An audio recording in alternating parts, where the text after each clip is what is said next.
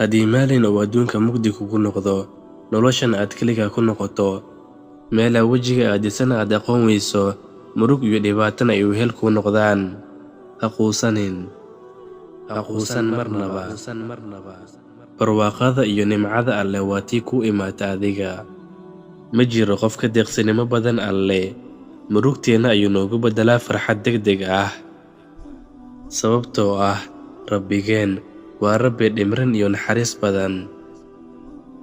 haajara oo dhashay nebi Ismaaciil, wiilkeeda Ismaaciil ayay ku haysay dhul lamadegaan ah oo aan cunto iyo biyo midna aan lahayn.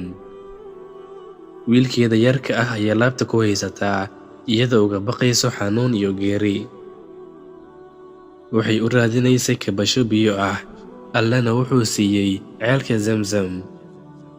sababtoo ah Rabbigeen waa Rabbi dhimrin iyo naxariis badan.